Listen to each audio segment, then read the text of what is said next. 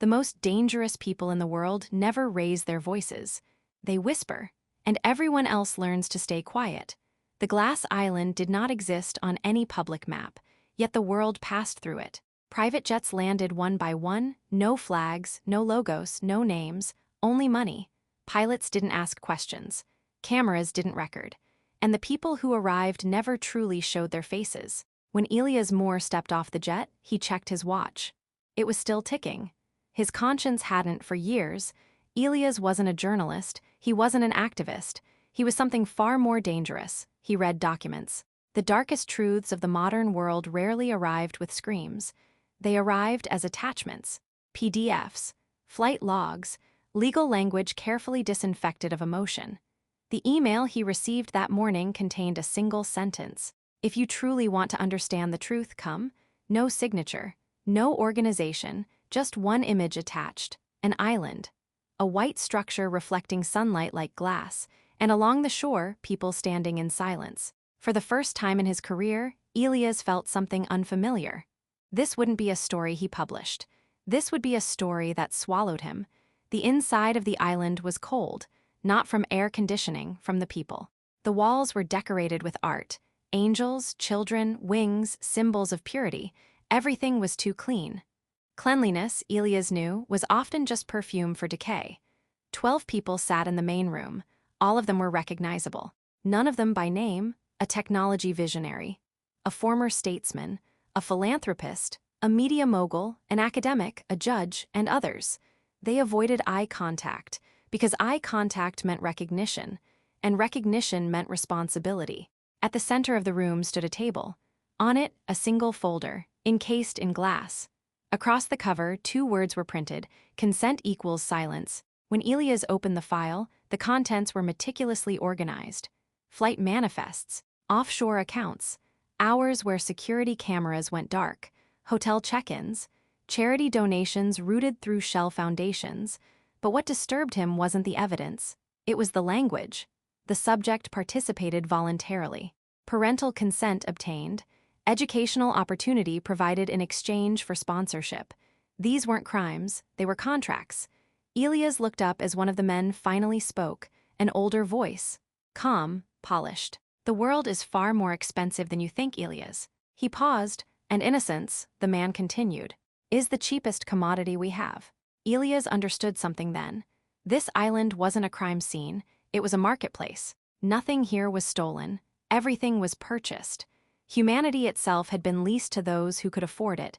Everyone had a price. Some people just discovered theirs later. As the night unfolded, the truth became uglier. No one believed they were evil.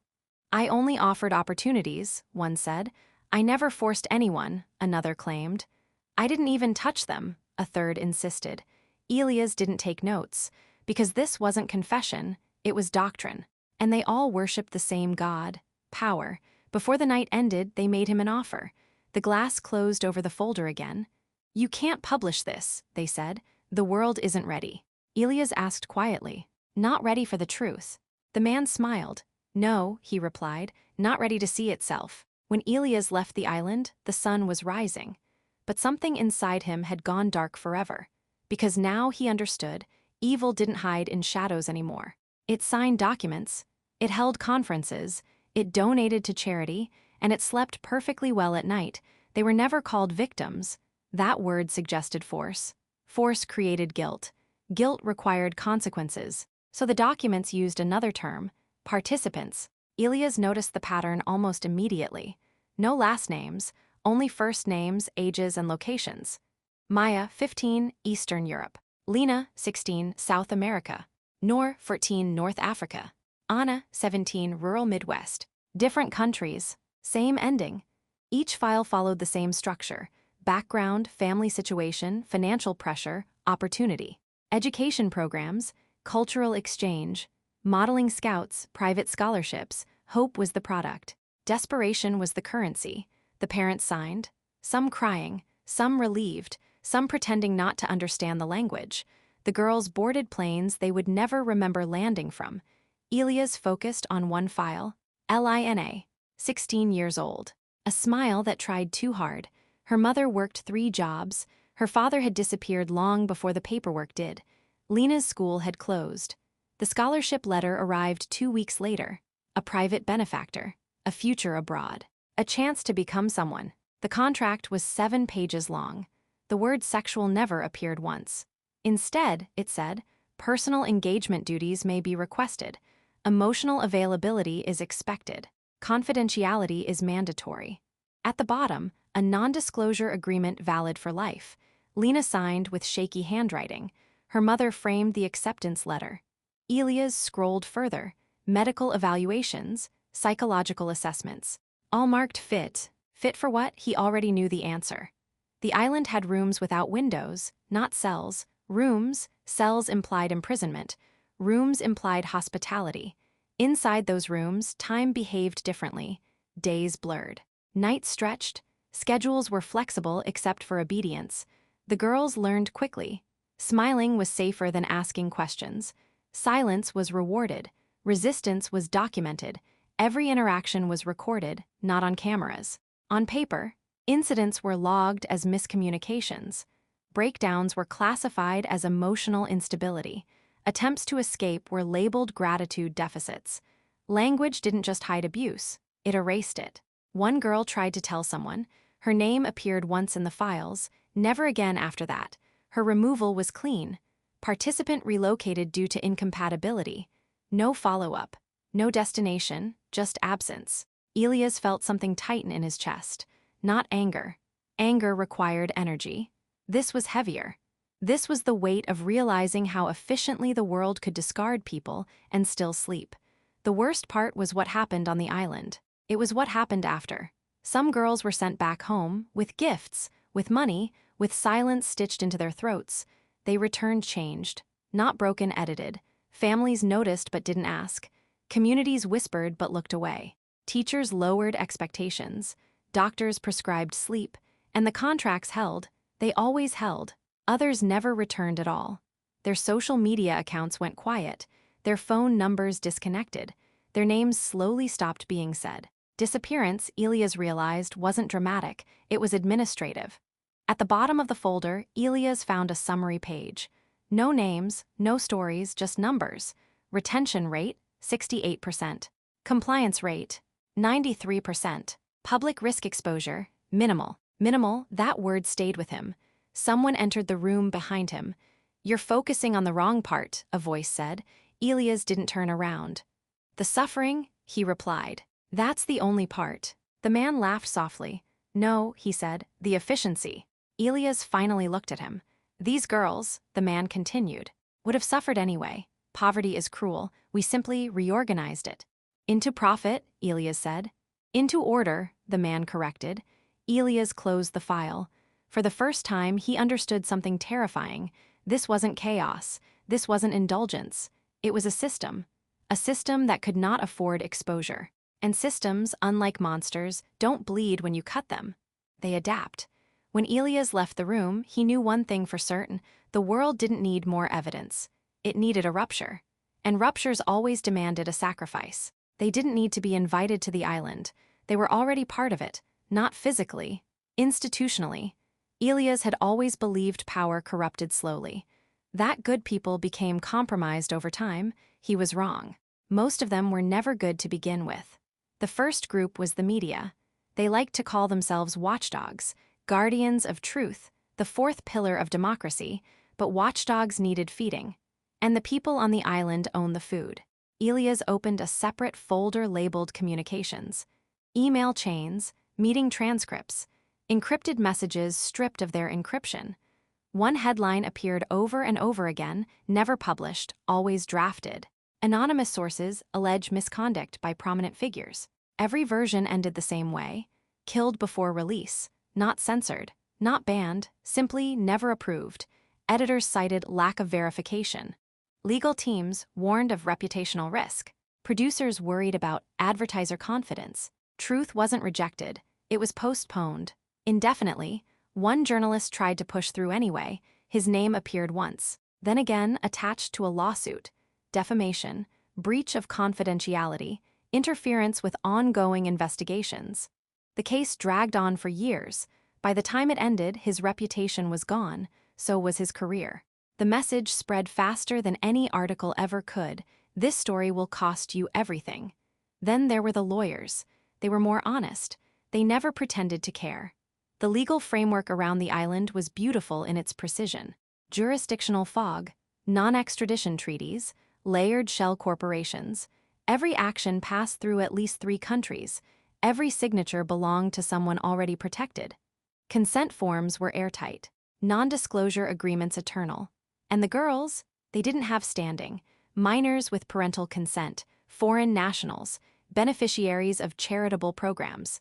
Legally speaking, they were liabilities that had already been resolved. One memo stood out to Elias, written by a senior legal advisor. Risk is not criminal exposure. Risk is attention. The solution wasn't innocence. It was invisibility. Judges appeared in the files too, not ruling on cases, not signing warrants, just attending dinners, accepting donations, endorsing foundations, no direct involvement, just proximity, enough to understand, enough to stay silent. Elias felt a slow, sinking realization take hold. The system didn't silence truth by force. It drowned it in process. By the time a case reached court, it was stale. By the time evidence surfaced, it was compromised. By the time the public heard whispers, they were already tired. Outrage had an expiration date. Power simply waited it out. The most disturbing part was the language again. No one said illegal. They said inadvisable. They said premature. They said strategically unsound. Morality had been translated into logistics. Elias remembered something an old editor once told him. If the story threatens the system itself, it's not news anymore. It's noise. Noise could be ignored. At the end of the folder was a flowchart. Simple. Elegant. Accusation, right arrow, delay, right arrow, legal fog, right arrow, media fatigue, right arrow, public amnesia. Repeat as needed. Someone spoke behind him again. You see now, the voice said. Elias didn't turn. The island doesn't survive because of monsters, the man continued. It survives because of professionals. People who know better, Elias said. People who know exactly, the man replied. Elias closed the folder. For the first time, fear replaced disgust. Because he understood the final truth, this wasn't a conspiracy.